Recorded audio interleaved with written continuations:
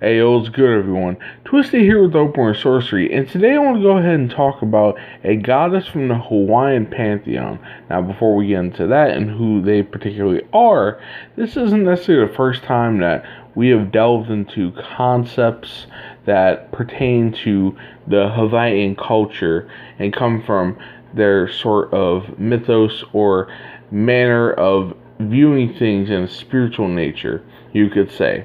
Previously, we've gone ahead and had our fellow co-host Lono talk about the Aumakua, who are Hawaiian guardian spirits, as well as also me talking about the concept, the phrasing of Mahalo ke Akua, which is pretty much thank you to the gods, plural, or it could be a particular god, you can say. But just pretty much showing gratitude towards the divine. So if you're interested in either of those, I'll put those in the YouTube posting of this monologue, solo talk, you can say. And you can go ahead and listen to those. But let's actually get into the meat and potatoes of the topic for today. So, or tonight, wherever you happen to be. So, the particular goddess of the Hawaiian pantheon that we're talking about is Madame Pele, who is primarily known as the Hawaiian goddess of volcanoes. Now, that being said, Pele is the Hawaiian goddess of primarily volcanoes and fire, but secondarily also there are some associations with lightning as well as wind, depending on the source material and how expansive it may be into Pele. Now, credited as the creator of the Hawaiian Islands in terms of the actual physical form and such, she embodies the natural forces of the volcanic eruptions and shapes land using her lava flows from said eruptions, or even if it's not necessarily a particular violent eruption, just any emergence of lava in of itself. But due to the violent nature of said eruptions, she is aligned not only with creation, but also destruction in Hawaiian mythology. And, that can be very evidently shown when Pele is done wrong and proceeds to go ahead and fuck some shit up. Now, when it comes to, say, Madame Pele as a figure, Madame Pele is interesting in that when it comes to a lot of different deities across the world, or different spiritual beings, or even you could say if they're not necessarily considered as like deities or like, spiritual beings in a general sense, like there are a lot of sightings for Madame Pele, a lot of attributed instances of coming across them, not just in antiquity, as far back as, we in the English-speaking world are aware of, but also in more so modern times, you can say, within the past, definitely within the 21st century, but definitely especially in the 20th century, from what we can observe. And I'm definitely going to go ahead and talk about some of those things quite a bit, and kind of why Pele in of herself has more so been coming up for me. Not only just due to my interest in the phenomena of these sorts of interactions, but also a little bit of a personal tidbit here. The aforementioned Lono and I happen to go ahead and be associated with and come from the Hawaiian Islands. Not necessarily in terms of like, being born there, but just having spent a considerable chunk of our lives there at some point. Now, nevertheless, when it comes to these sorts of interactions and sightings with Pele, one in particular that is very prominently known is that in 1905, Madame Pele was seen rising from a particular crater on top of one of the various volcanoes there. And this crater happens to be called, and I'm probably going to butcher this pronunciation, even though when it comes to Hawaiian pronunciation, it's not all too difficult in terms of like actual like the sounds, but just the fact of like there's a lot of syllables to go through. But the particular name of the crater, I believe, is Hale Ma'o Ma'o. I probably butchered it once again, but yes, the Hale Ma'o Ma'o crater. And she was seen just before a violent volcanic eruption. The primary witness detailed having seen a large figure doing a ritualistic dance of some sort of way above the crater itself, descending back into the emerging smoke afterwards.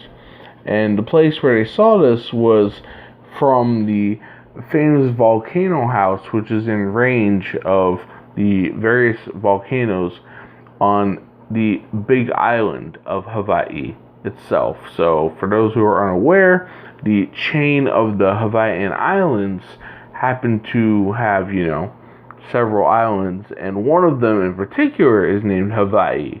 Whereas, there's, Oahu, or there's Maui or Kauai, and so on. But nevertheless, that particular sighting is one that is very much often referred to. Now, a book that I happened to come across and definitely enjoyed going through and reading is not necessarily all that long of a read, but it is called Madame Pele, True Encounters with Hawaii's Fire Goddess by Rick Carroll. And in this particular book, right, it contains many stories of Pele sightings, encounters, and experiences. The sightings are often on Hawaii's Big Island and topically tend to focus on Pele's proximity to lava flows that spur from the local volcano's top. Her alleged instances of hitchhiking and cases of molten rock being taken as souvenirs, along with other either negative or positive outcomes by their holders. And that's more so dependent on the circumstances of you taking said lava rock or molten rock. A lot of times people just taking it because ooh, something cool, I'm going to go ahead and take it home. But Pele did not necessarily have a particular positive experience with you, or something that warranted it and did not give you a sort of intuitional gut feeling to go ahead and do so, and that it was okay. And what I mean by that is, tying it in kind of with other stories, you can say. I'm just thinking off the top of my head of having read the book. There are instances where people went ahead and they happened to be near lava flows, and they saw a woman happening to observe and interact with the lava flows in some sort of odd manner, either in having a sort of once you turn away there's a disappearing sort of act, or having more so elongated interactions, and then poof, they go away. But you kind of get a sense of whether you're a native or whether you're more so of a tourist, that, oh, that's Madame Pele, based on having heard the stories and just the stories of interacting with a lot of times an older woman, but also she could represent herself as a younger woman in these documented cases. So, that having been said, right, if you have a positive experience with Pele, if you are driving a car, you can say, and pick up a hitchhiker on the road who happens to be a female, a woman, and they just go ahead and oh, I have to go to a certain place, and it seems a bit off or strange, and then you dump them off, and then you look one way and you look the other, and they're gone. Then a lot of times the natives, and also even once again tourists or foreigners, having heard these tales, oh, that's Madame Pele. And in those sorts of cases, if you have a positive interaction beforehand, you may be able to go ahead and take that lava rock. But if you're just some random Joe Schmo picking up some sort of lava rock or black sand, a lot of times that is seen to being met with bad juju, bad sort of karma, bad luck, and negative things can happen to you. In many cases, getting sick or getting injured, or someone getting harmed, even if they weren't necessarily on the Hawaiian Islands visiting or interacting at all. If you go home and someone happens to get into a car wreck or something like that, something that just seems a bit peculiar or off, and you get that sort of feeling of oh, this is because I took this, and you get that gut feeling of oh, I took the lava rock, I done fucked up. especially for those who have heard, once again, these stories and tales of Pele that would elicit and bring these thoughts to your mind.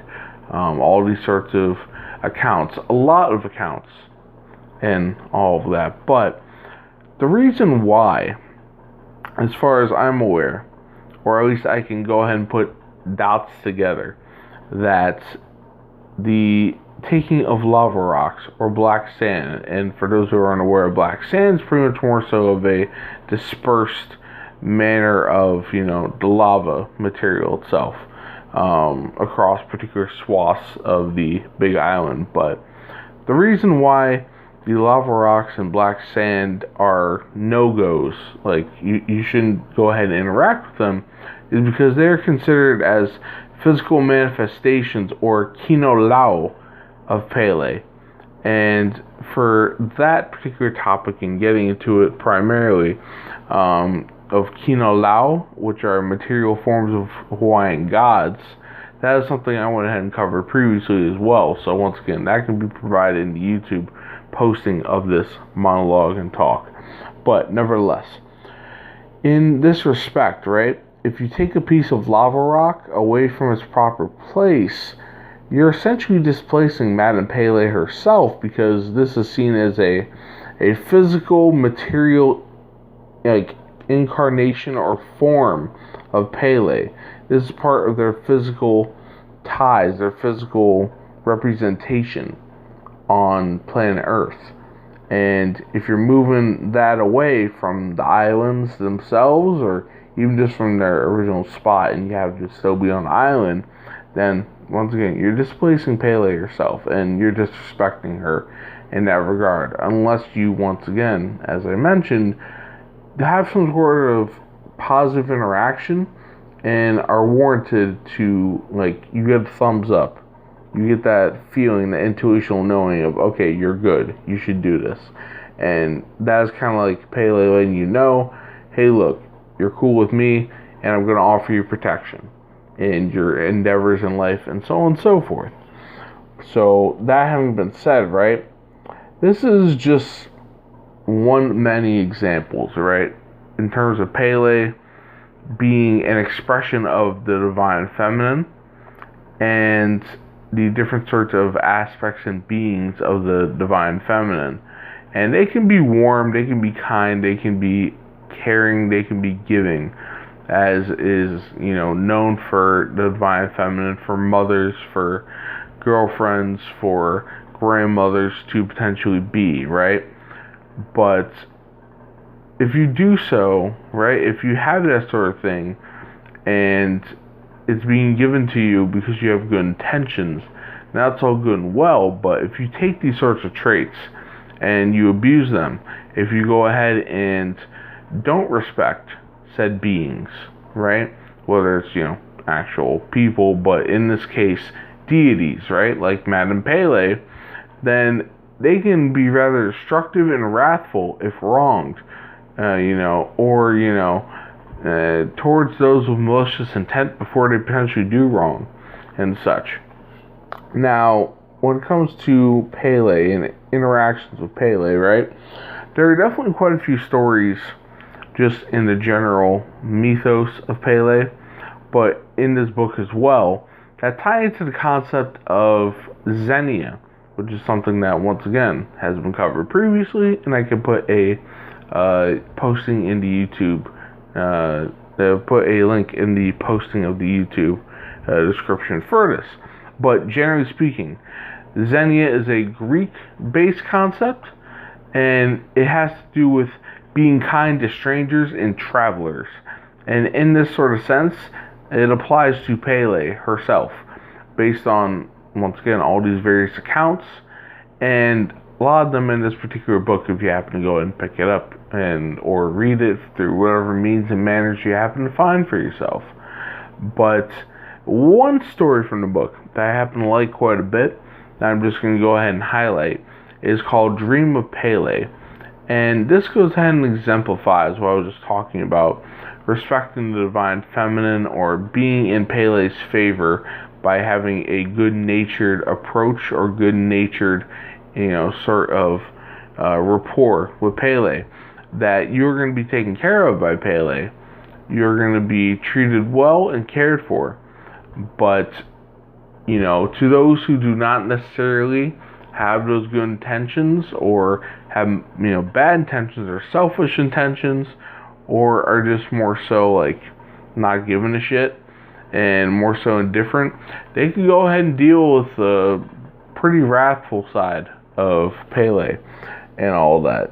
And I like that particular one in the book, but that is less of personal accounts of like interactions in the waking world and such, and more so, once again, as the title suggests, a dream sequence. But nevertheless, so in terms of like actual stories and actual accounts, like I could have gone ahead and referenced some more from the book, but I would implore you to go ahead and read it and check it out if you're in fact interested.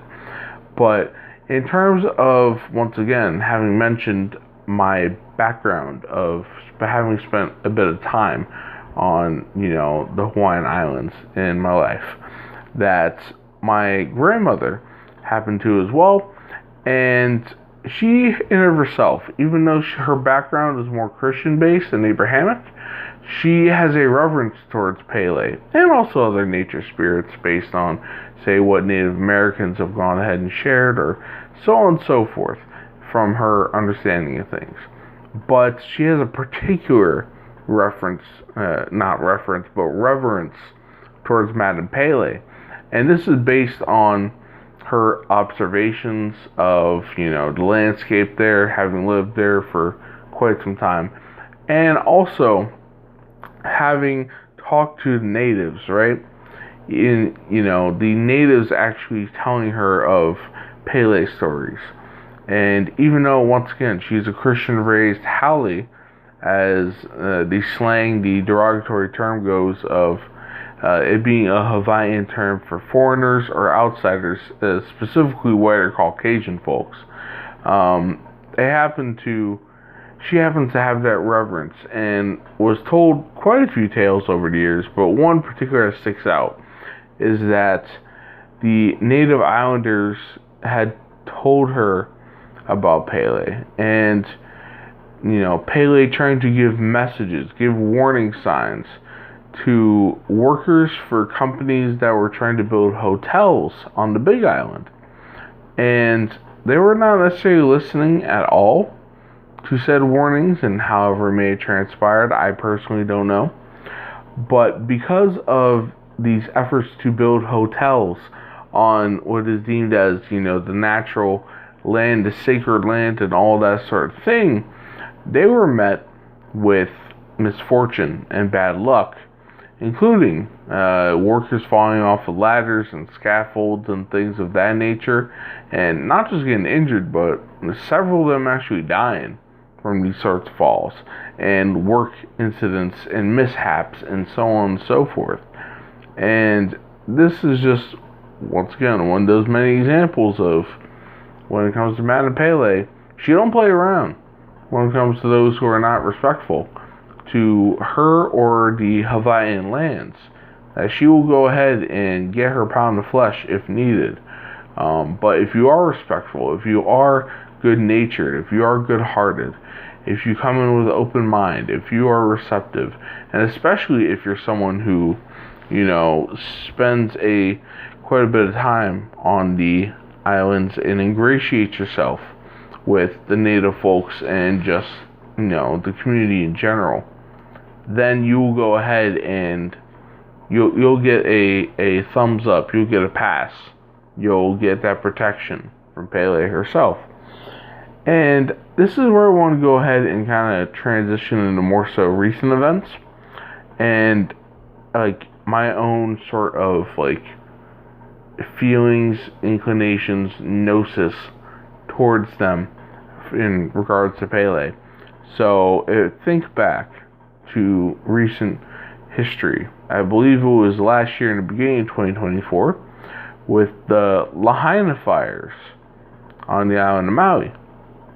And the feeling and the intuition I received was that the Hawaiian pantheon of gods and goddesses who were not pleased and they were utterly pissed off with, the sort of, you can say, not just the fires themselves, but how it was being handled in the aftermath. And this is where it comes down to whether you personally believe that the fires were somehow manufactured or man-made or solely a natural occurrence. Once again, the aftermath of it has not necessarily been within the aloha spirit, to say the least. And for those who are unaware of what the aloha spirit is, once again, being good-natured, to put it simply. Having a friendly attitude or, a willingness to go ahead and, try to be helpful and respectful to those around you that you come across.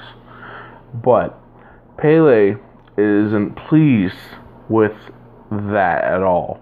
Not just that, but other infractions on the natural state of the Hawaiian Islands and for the world at large. Not just, in the past, but presently speaking as well. And as alluded to before when talking about the divine feminine, and as alluded to in different wording, I'm going to go ahead and state this, and it's a pretty often used quote that definitely applies here. Hell hath no fury like a woman scorned. And this definitely applies to Pele. So, in summary, for Madame Pele, the Hawaiian goddess of fire and volcanoes.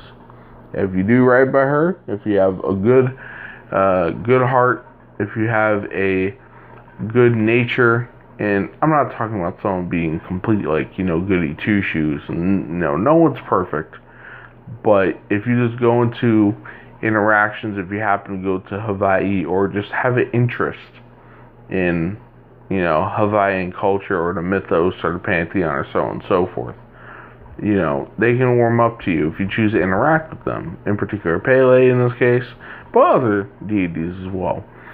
And if you're going into, whether you're traveling there for vacation or whatever it may be, right?